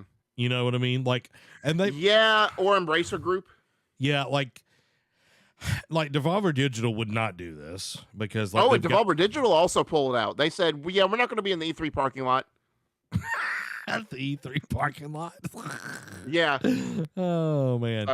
So even Devolver's like, peace out. Yeah, and like they're smart enough not to do that, but and G4 is done. Yeah, like we were talking about like old G4, not new G4. Yeah.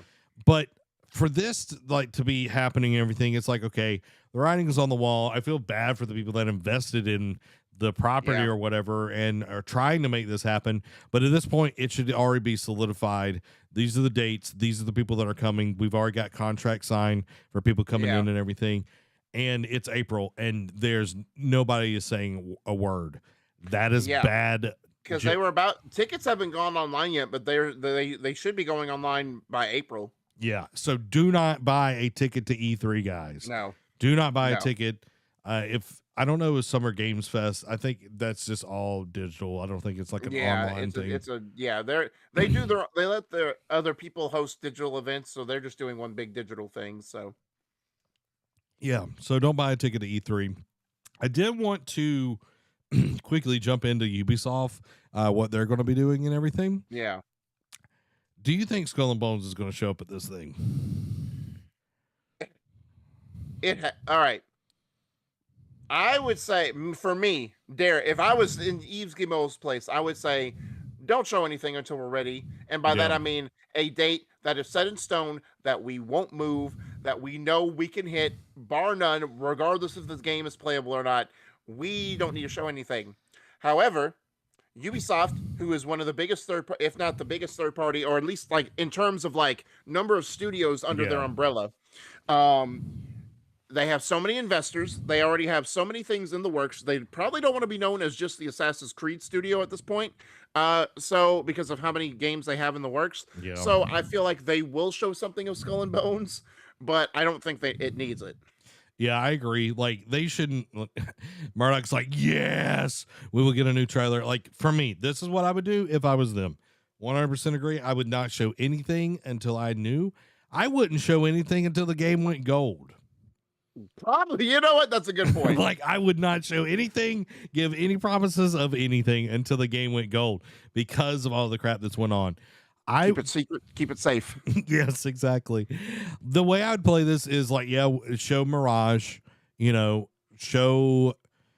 would lead with like Splinter Cell remake. That would be my headline game would be Splinter Cell. And if Prince of Persia is not ready, do not even show it because it is not worth it. But I feel like they will, just because it was before COVID, right? That we saw this game. So I feel like I agree with you. Don't show it till it's ready. But also I think it's been long enough to where I'd be okay if they did show it, even if they gave a launch window, like say fall 2023 or whatever. I'd be okay with that just because it's been such a long gestation period from when we last saw it. Yeah, it was 2020 when we saw it. Yeah. So right before the world, went chaotic. Yep, September 10th. It looked awful, and it angered me quite a lot because even the old game looked better than it did. But yeah, we'll see Assassin's Creed. Hopefully we'll see Splinter Cell because, my gosh, we need to see Splinter Cell. I would love to see a follow-up of Immortals, and we're definitely going to see a new Just Dance. I mean, of course. And then like that's like saying, Ubisoft, EA will see sports games. It's like, okay, yeah, that's a given. Yeah, and then we'll get some kind of weird like Riders Republic kind of type game. Yeah, something. They always waste their money on those things. So that's what we're going to get from that. And I will agree. It's kind of sad that E3 is dead. Yeah, and you see, here's the thing, right? There's two schools of thought, and this will be the last thing before we move on. There are two schools of thought that I have for this. One, that I think they should just pull the plug, and whether they want to bring it back or not, because this is like definitely a blemish on Repop's stellar record, because they're the people who are known for putting together events well and like know how to run events. So this is definitely a blemish in their cap. If they can't save it, then just let it go, let it Yeah. ride off into the sunset. But the other school of thought is it's like, hey, this close to the vet, like us having this event, let's just put it out. We've already taken money from these people. Let's just do what it is, get it over with, and then never do it again. Then you get like Fire Fest. You know what I mean? That it was like this like awful like music festival, like swindled a bunch of people and everything. I remember that. Yeah, I think it was Fire Fest. Y'all let me know what it is. Amy said they will never stop making Just Dance. It's this generation's now CD. You are definitely right. That I have never heard a more accurate statement. Let's move on to some PlayStation news. First up, we know we're going to talk about it. You know we're going to talk about it at this point. Oh yeah. Let's talk about it. Microsoft responds to Redfall's PS5 report, says it hasn't pulled any games from the PlayStation, and that dude doesn't even work for us. Right. He's like, we took care of him last week. It'll be all right. Phil Spencer called him into his office, and actually Phil Spencer went into his office and is like, what'd you say again?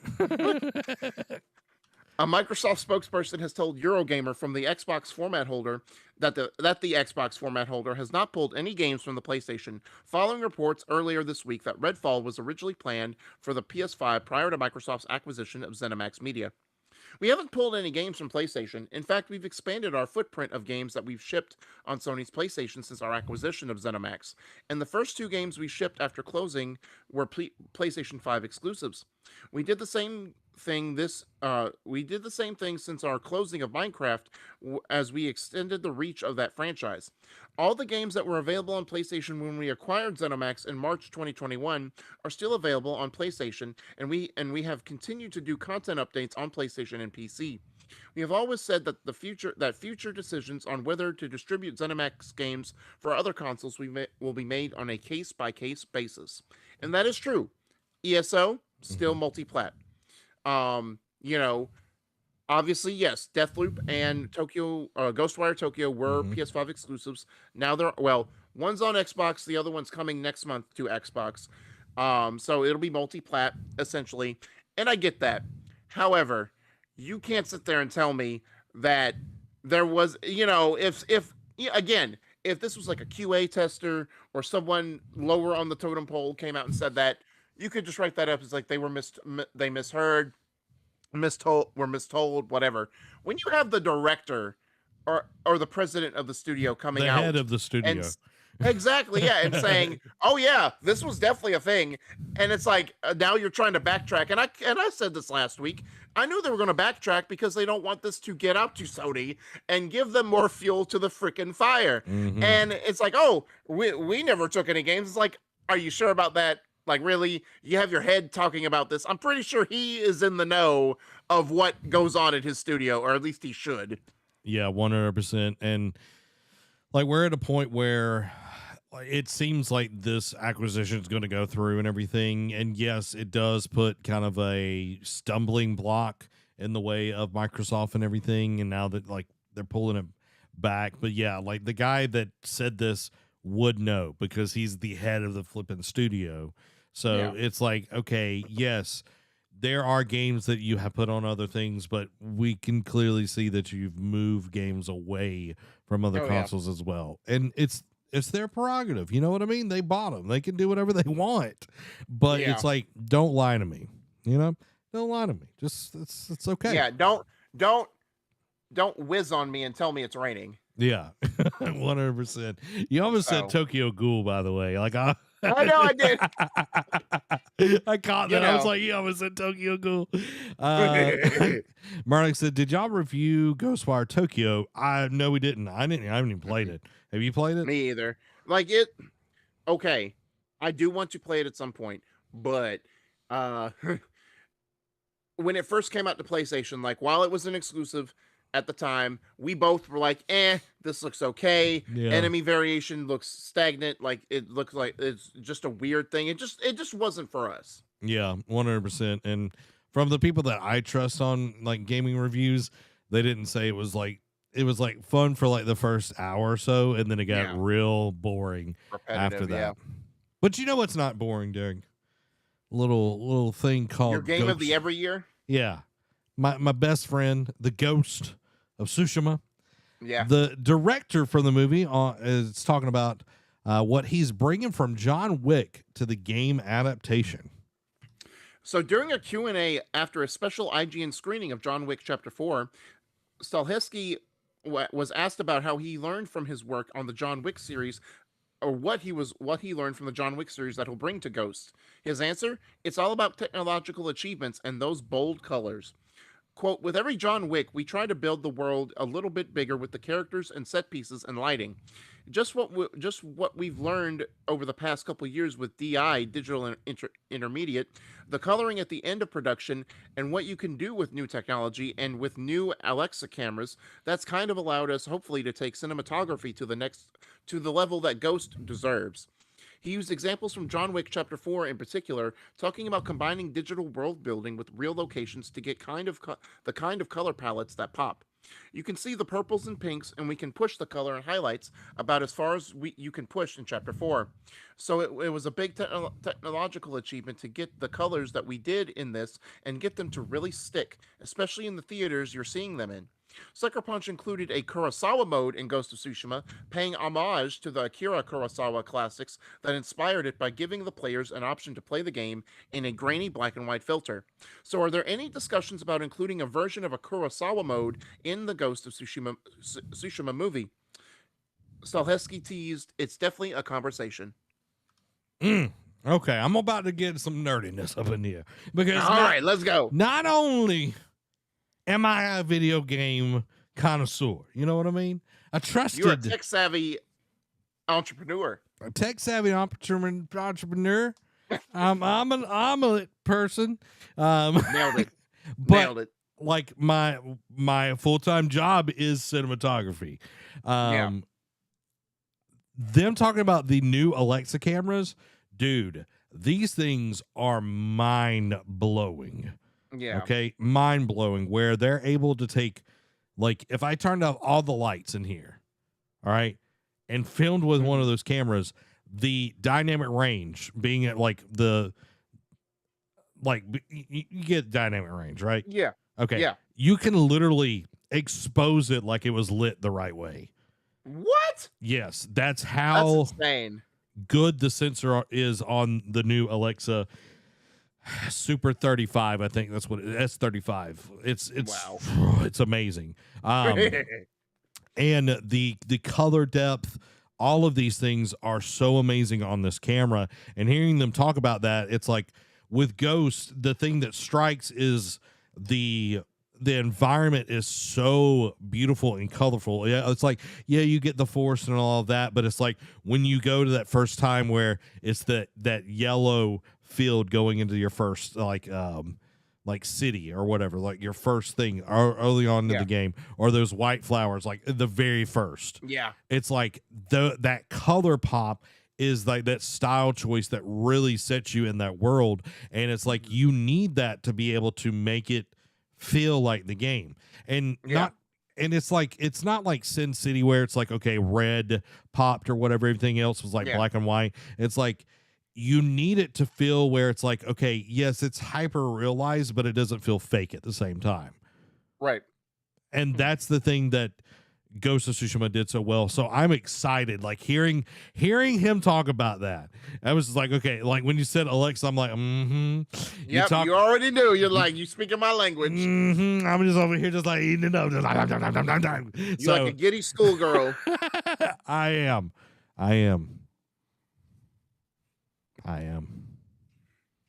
The night? No, I'm a giddy schoolgirl. Yeah. But that's exciting. Do you want them to add a Kurosawa mode for the movie?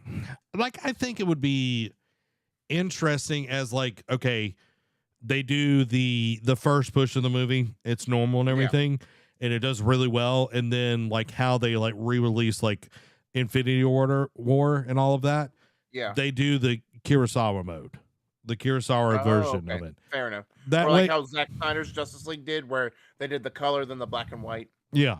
So I think that would be an interesting way of like getting people excited about it and not confused with like what is a Kurosawa, you know, like I'm talking about like the masses. It's like who is that, you know what I mean? Like we know what it is, but it's like you want this to appeal. It's going to be a lot different than like Uncharted, which I don't think it did that great at the box office, but it's like, oh, it's an action movie, it's easy to kind of sell that. This is like a samurai movie, which is going to be a little bit more difficult to sell to the general audience because most people aren't like, let's go watch a samurai movie. Like if they do this right, I think it'll be amazing, and they better bring in the guy that actually is Jin Sakai for this. I know if they don't, there's gonna be an uprising. Yeah, Zach will definitely boycott the movie. It's like that's not my Jin.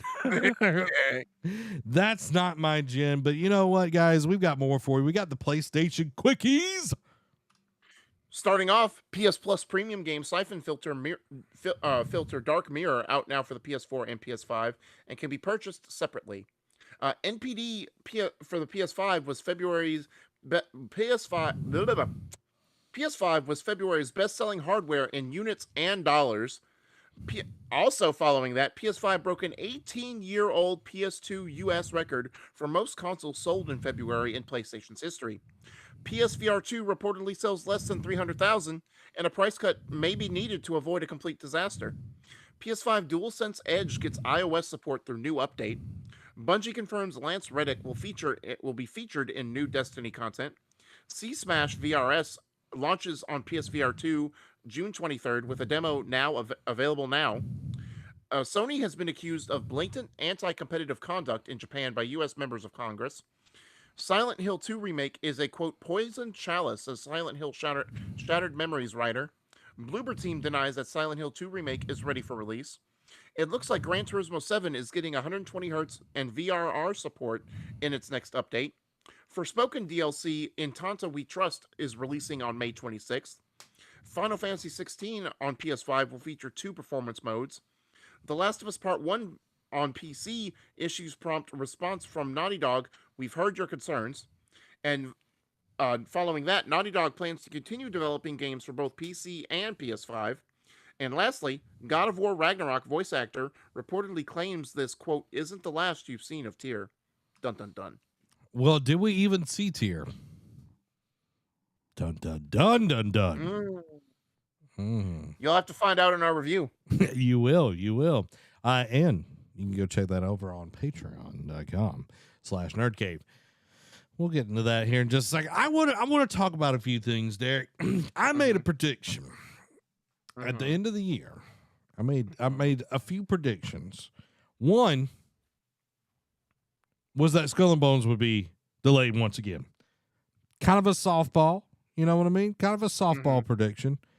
Then I predicted that Halo Infinite Season 3 will be the last season of Halo. I'm pretty sure that's how I predicted that it will pretty much be the end of Halo Infinite. It looks like it's going that way. Yeah. And then I said the PSVR 2 will be a bomb. Woof. And looky. You know what I mean? Like, I feel like I'm the flipping Grim Reaper of video games right now. It's like all my bad predictions going right. Like you're like death, like just going door to door, like, you know, you see like what's up above the doors, like, all right, this is death to Skull and Bones, death to PSVR 2, or no, death to Halo Infinite, now death to PSVR 2. Apparently season 4 of Halo Infinite is in the works. I'll believe it when I see it. Yeah. Just because of how wait bad for that press at. release. You know, six months. You know, we'll see. But when the PSVR 2 is more expensive than your console, you're going to have an issue. You know, 100%. And what would you say, Derek? What would be the price cut of you be like, yeah, I'll buy one? Well, I'll be honest. No price will get me to buy one regardless, because I just don't have time to play it. That kind of thing. True. But it would have to be Oh my! Even to get me to consider it would be 450. 450. 400 would be that sweet spot, but 450 would be at least.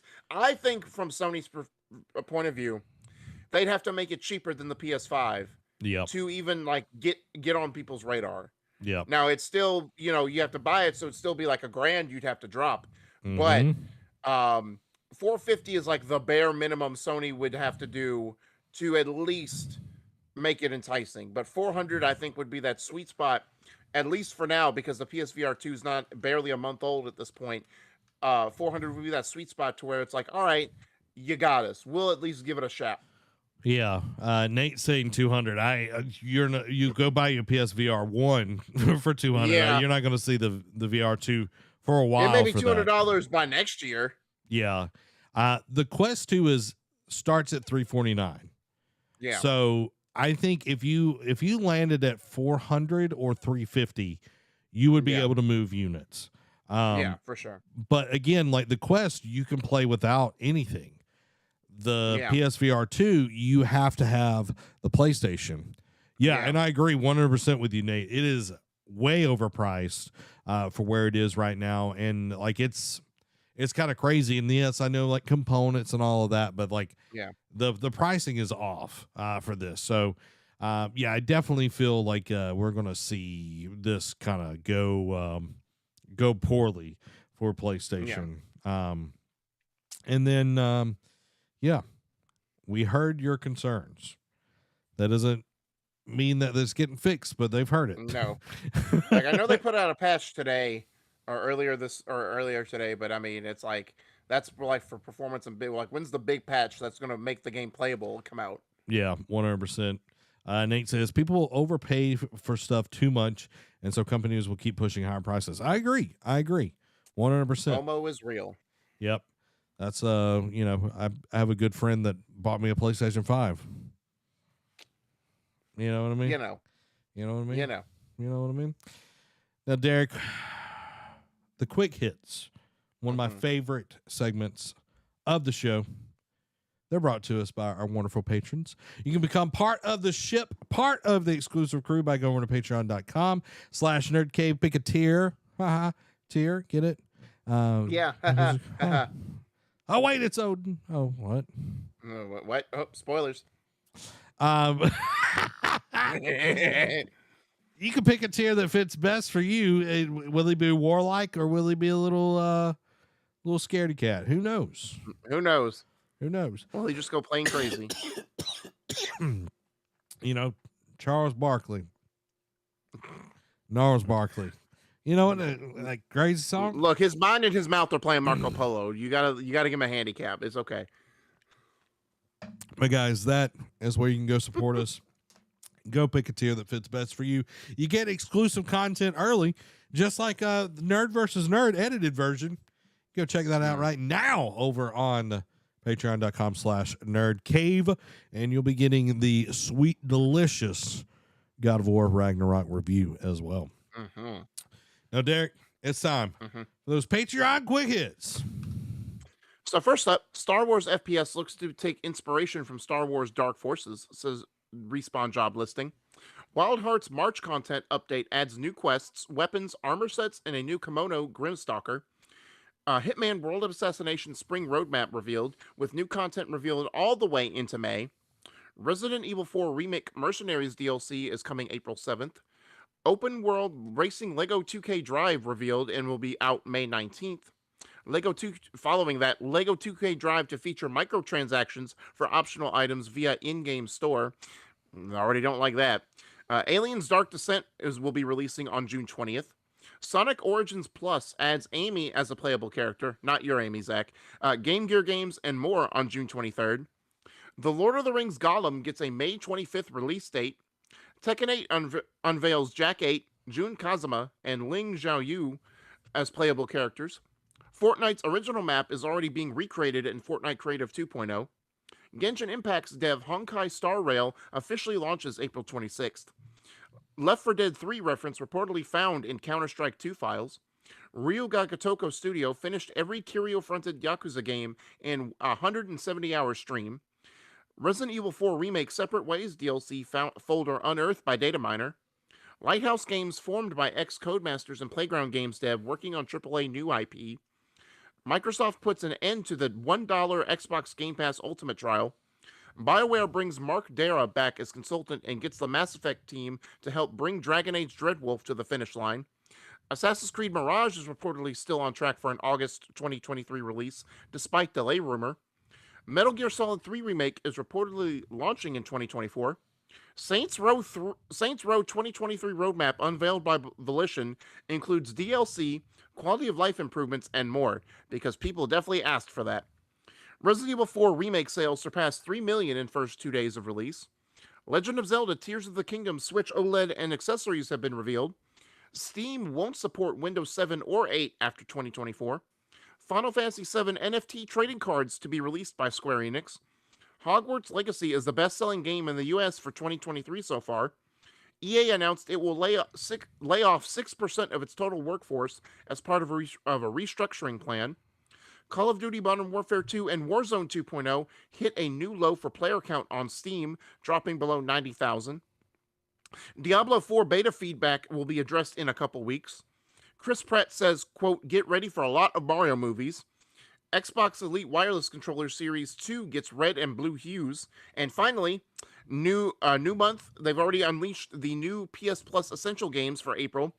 First up, you get Meet Your Maker, Sackboy: A Big Adventure, and Tales of Iron, all for the PS5 and PS4. Meet Your Maker.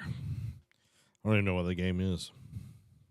It's supposed to be like a roguelike game where you you go through like this big and it's like all like there's traps, trials, and all that, and they all change after every time you die. Gotcha. Interesting about Call of Duty and Warzone. Yeah. Dropping players. But you know, when you just keep doing the same thing over and over, people get tired of it. You know, it's like, isn't that the pig you sold me last week? It went missing. Yeah, exactly. It's like, no, that's not the same pig. It's like, no, crazy. Literally has like the same birthmark on it. It's like, no, that's not it. No, that's just dirt. But hey, I'm excited that Hogwarts Legacy crushing it, absolutely crushing it. Because that game's great, man. Have you played any of it yet? No, I haven't. Boo hiss, boo hiss, boo hiss. I know. Like, I feel like Dragon Age Dreadwolf has been in development for flipping ever. Yeah, because when you have to bring Mark Dara back again to save, like, let that man retire in peace. Let when him you rest. have to keep bringing him back to help save your games, it doesn't bode well. Yeah, like 2014 was when Inquisition came out. Yeah. That is a long time ago, dude. Like, me and Amy started dating at the end of 2014. Holy cow. That is great. That's even crazier. Like, I think we would have just started talking, like, when this released. Yeah. Yeah. Wild. Yeah. I was wanting Lego Batman 2 when we first started dating. Yeah. That's just to put some perspective on it. It's like, that's how long this game, like, we've been between games and everything. And yeah, I know we got like Mass Effect Andromeda, which was. You want to know how crazy that really, because it was a year after the PS4 and Xbox One came out. That day, I think it all came out the same day. You had Dragon Age Inquisition, Far Cry 4, WWE 2K15, and Little Big Planet 3. Holy moly. Yeah, all on the same day. I remember because I had to work that midnight release. Oh, boy. Oh, boy. Yeah, exactly. Yeah, 2017 was the last time. Has BioWare put out anything else since then? Andromeda. Oh, they put Anthem. So Andromeda, it came out in 2017. Anthem came out in 2019, and then the Mass Effect. Failures. Yeah, Mass Effect Legendary Edition came out in 2021, which I don't like. I count, but I don't count as a full release. You know what I mean? Right. Yeah, BioWare worked on it, so it was their release. But yeah, it's having literally two just like awful games come out right behind each other, which I wish Anthem would have done well, but they got rushed, you know, and it just goes to show you live service games are not the way. This is not the way. This is not the way. This is not the way. Well, there you go, everybody. There is this episode. We hope that you enjoyed it. If you did, make sure to hit the like button. Come back next time and enjoy the show. Get all the news that you need to know. If you don't, then you're going to be left out in the dark. Yeah. Without a flashlight. You don't want that. Or an Alexa camera. Yeah. And then Derek's going to creep up behind you and be like, you want some hog milk? That sounds so bad. That sounds so bad. You want some hog milk? Oh, Jebediah Larson. Oh, Jebediah. I enjoyed this episode. This has been Zach. And Jebediah Larson. Y'all have a blessed week. Bye. Boom. See how I prepped you with yes, you did. Jebediah Larson? Well, you know, in our doc, I still have the thing where I know like it said scroll up, so. But I was like, okay, I'm going to say it just in case. Yeah. Mando is like, this episode was better.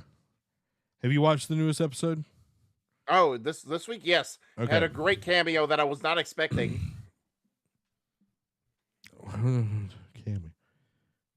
Cameo. You talking about for episode 5, right? Yeah, the newest one came out yesterday. Steve Blum. That's right. I thought that was him. I thought that was him. Yeah. If you haven't watched Mando this week, just forewarning you, we're about to talk about it. Okay. Yeah. Let's not get into details, but you know. Yeah. Was that a certain someone from Rebels? It wasn't Zeb, but it wasn't him. I heard things where it said it was. What? I'm not sure. Maybe they just got his voice actor to do it. So no, it's definitely the voice actor, but oh yeah, for sure. They wouldn't. I don't know. I feel like they wouldn't have put it in there if they did. You know, if it was. You know what I'm saying? I don't know, but he wasn't like.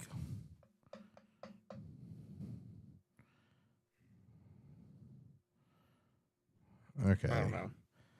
Yep, it sure was. And the actor who voiced him in Star Wars Rebels, Steve Blum, reprised his role. The beloved Star Wars Rebels character made a cameo appearance in Season 3, Episode 5, a.k.a. Chapter 1. Okay, maybe. I don't know. It just didn't, like, it. I feel like Zeb would have gotten more. I don't know. I have no idea. I think they just want to show that he existed in this universe because we know we are getting a live action. This is not spoilers. This is there's articles out that we know by the time the Ahsoka show happens, we are getting a live action Sabine Wren. Yeah. And we already know that they've cast a live action Ezra Bridger. So I think they are letting people know that they are bringing in this live action universe Rebels. You know who we're not going to get? Who? Kanan Jarrus. Oh, you jerk! You jerk! Can't hold back. Oh, speaking of that, how did you like the little thing they did in episode 4 last week with the flashback? I thought it was pretty good. That was pretty good. You know who that character was, right? He played another character in the played gotcha. Jar Jar. Now here's something that I read up on. Like they were like the Naboo like guard and everything. Yeah. Like someone like proposed the idea that they saw how Qui-Gon Jinn protected their home planet and fought for them. They were willing to help and protect the Jedi because of Qui-Gon Jinn. Mm-hmm. That's kind of like the theory and everything. That would track. Because it's kind of weird that they're there. You know what I mean? Yeah. It's like, why are these people here? But yeah. But, you know, the episode was good this week. I feel like Mandalorian is suffering from Book of Boba syndrome, where it's like we get a little bit here and there, but most of Yeah. the time it's like there's nothing really like leading us anywhere. Like this episode was Right. like, okay, like, all right, the big bad is now set. Yeah, like okay, because my quip with this season so far has been there's not that overarching story. Like it's like each episode. Yeah, I've that's what I'm enjoyed, saying. Don't It's get me like, wrong, but yeah, like there's not been an overarching story that pushes us forward. But now I read something where it's like I think they're doing like because we we didn't know until Book of Boba Fett at the end of season 2 like how they were going to move forward, and now that we got with those episodes in Book of Boba Fett, and now we're going this. I think they're wanting to branch off because yes, while they do like while season 2 was great, I think season 2 got left flat because it's like all it is just big cameos, blah blah blah. And while we have gotten some cameos here and there this season, which I think this week's was like the biggest cameo we've gotten arguably so far this week or this season, I think they are showing that hey, we're going to define like they're trying to break away by focusing more on like the Mandalorian, like the mythos, like what it means to be a Mandalorian. And I'm like, okay, I can get behind that if it sticks to landing because we've only got 3 episodes left this season. You got to make it stick and you got to make me want more because we already know season 4 is in development. They're working on it. So you got to make it sure the landing sticks for it to work. Yeah, like okay, let me pose this to you. Yeah. If the 2 episodes of Mandalorian that were in Boba were in this season, this would be a much better season. Agreed. 1000%. And I mean, okay. I get now. No, actually, you know what? I retract that statement. I was gonna make a case. I get why they did that in Book of Boba, like why they took those episodes, but at the same time, I don't. It's like you could have just let it be. You could have just had him show up in the finale, help save it. We didn't, we didn't have to get Grogu at all. That kind of thing. And they could have answered those questions in season 3. So I definitely agree. I think they should have not blown their load on that, section.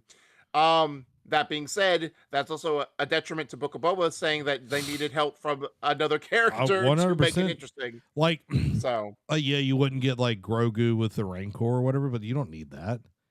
no, You don't need that. That's just kind of like fan service or whatever. And it's like, yeah, for me, this season is like Amy said, the show's def building to something. Nate says, I've been enjoying it. I could tell that they're building up to retaking their homeworld.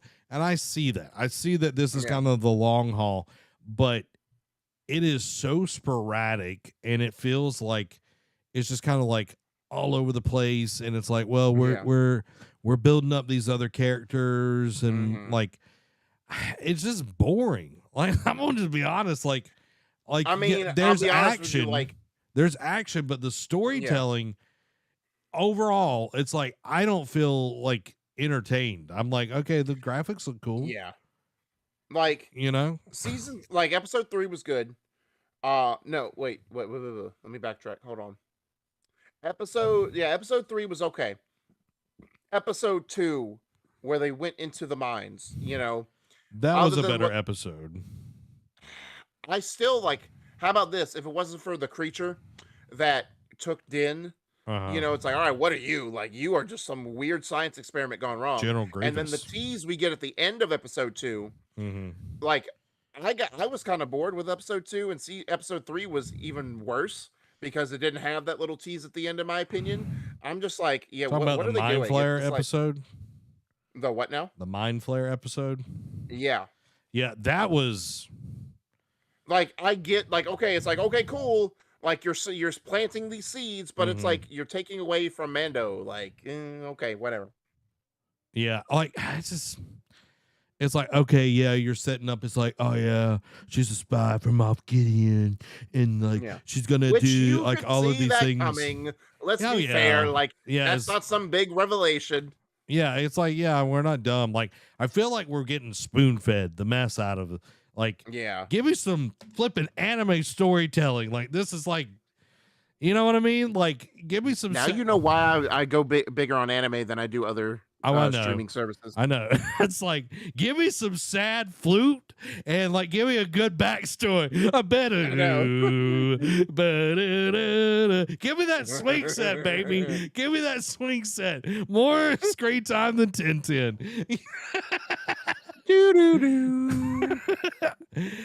Nate says it's because they need to release all the episodes at once so you can binge it. It's like the animated Clone Wars. It's not as good unless it's binged.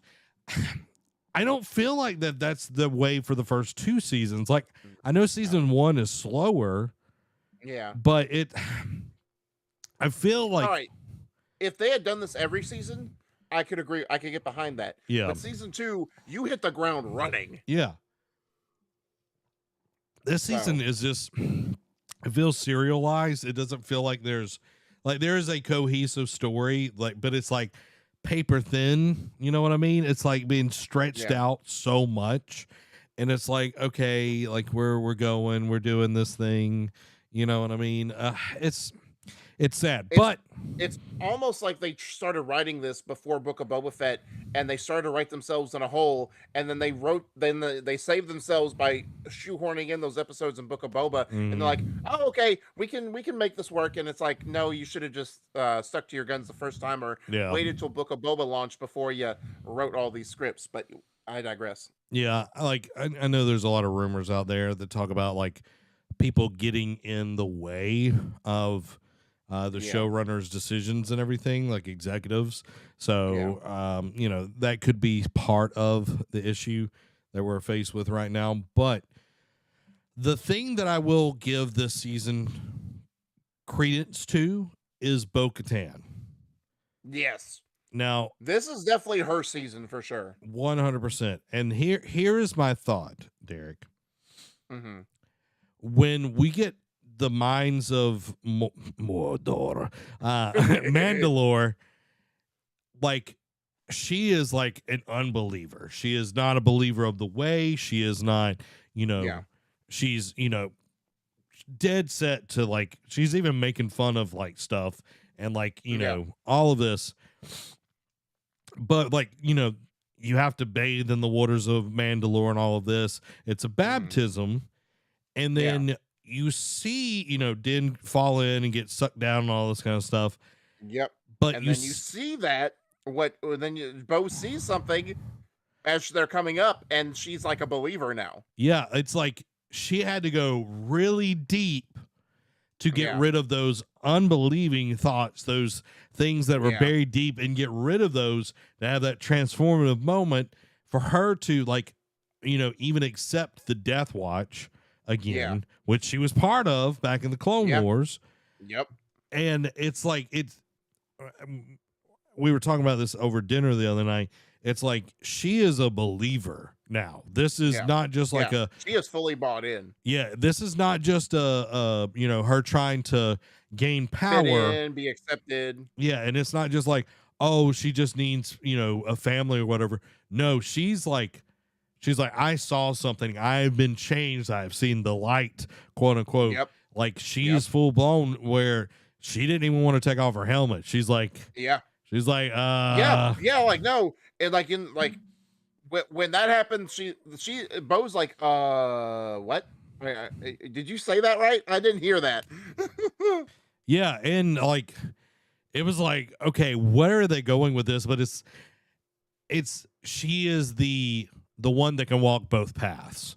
That's how they're kind of putting it and everything. It's like she can walk both the way and, be the one to bring other people, other Mandalorians back into the fold, essentially, and everything. And I think that's a really, really good. That's the best storytelling out of the whole season so far is Bo-Katan, hands down.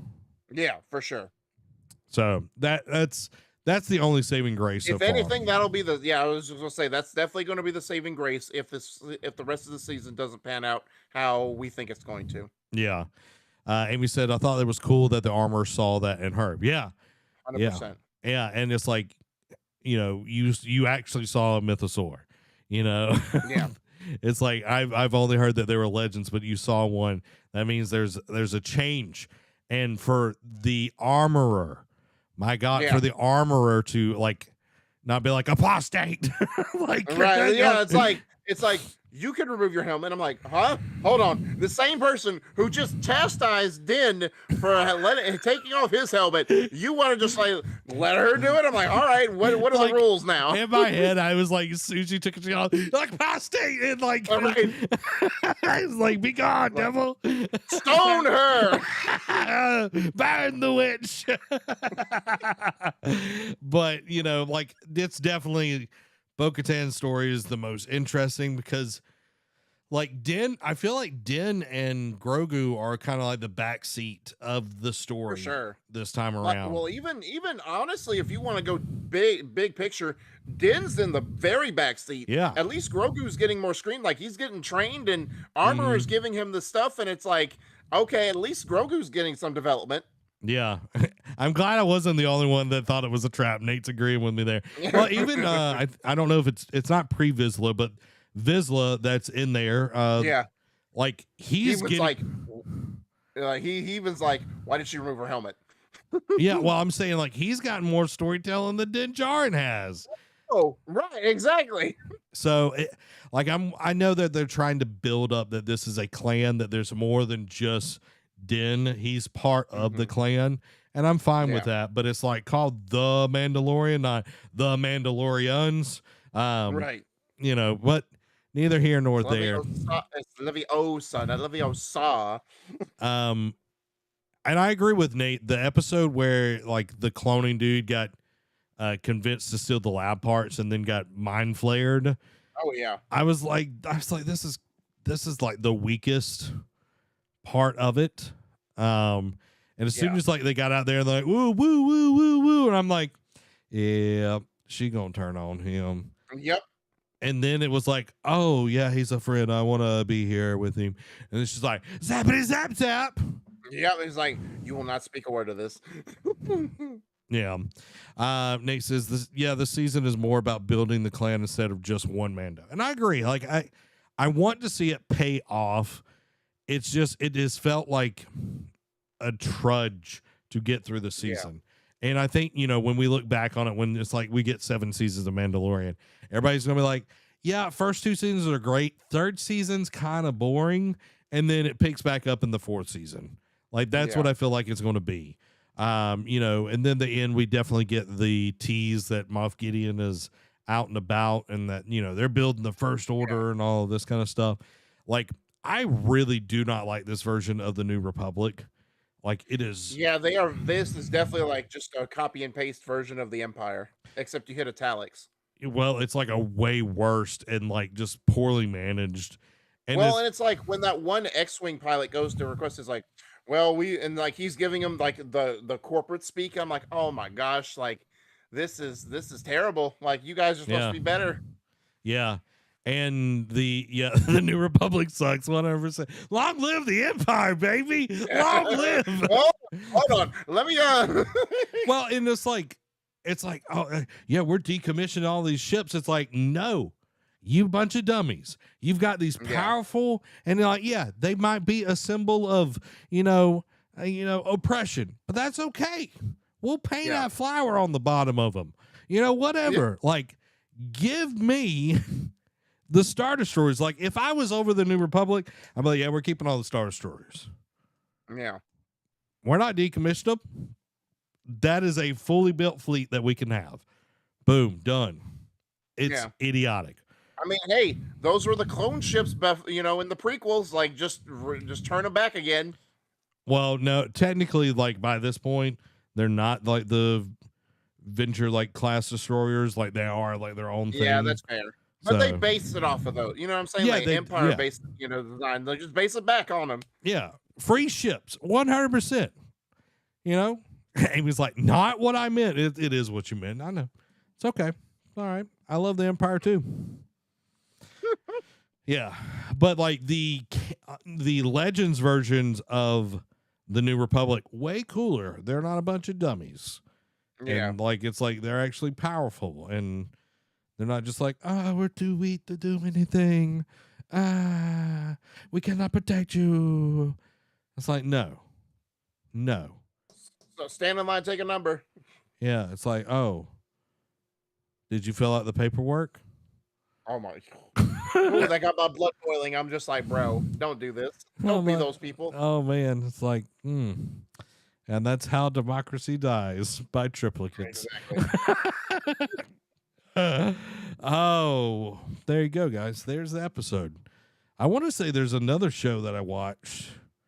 It's like, I know Bad Batch just finished. I have not watched it. Any of the new stuff. Okay. Like, of course, they set up a tease at the very end. And it's like, all right, the season has been subpar the entire time, and you have to wait till the end to make it to like just so people are on edge. Like, oh, what's going to happen? And it's like, I don't care. Like, if they do a season 3, I'll watch it, but I don't care.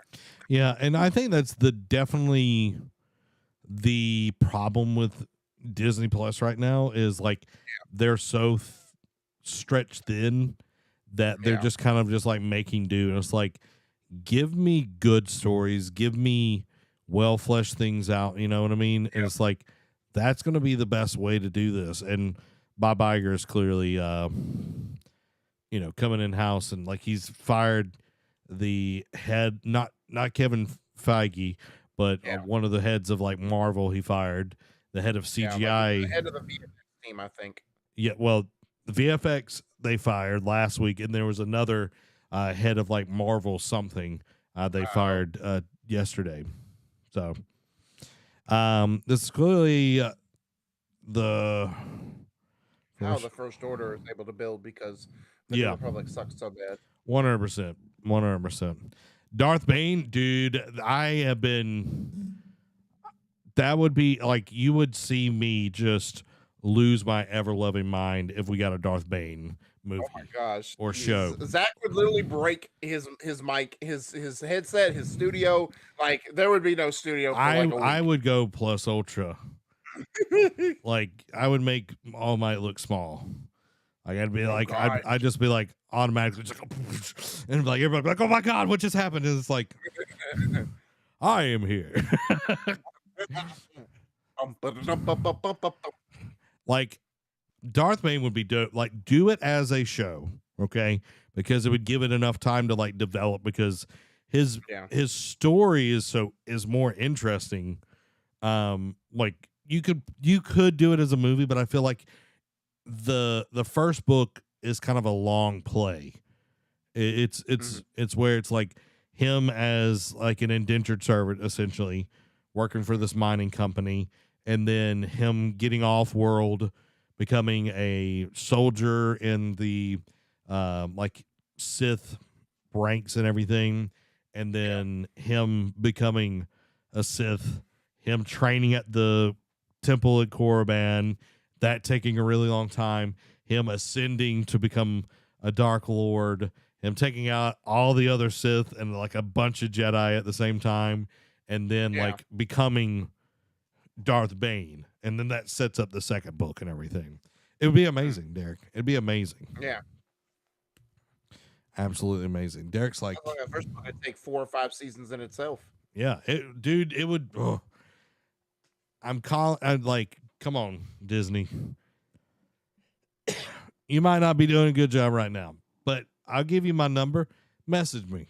I'll make it. I'll make it happen, Captain. You give me a bunch of writers, and I'll tell them what to write.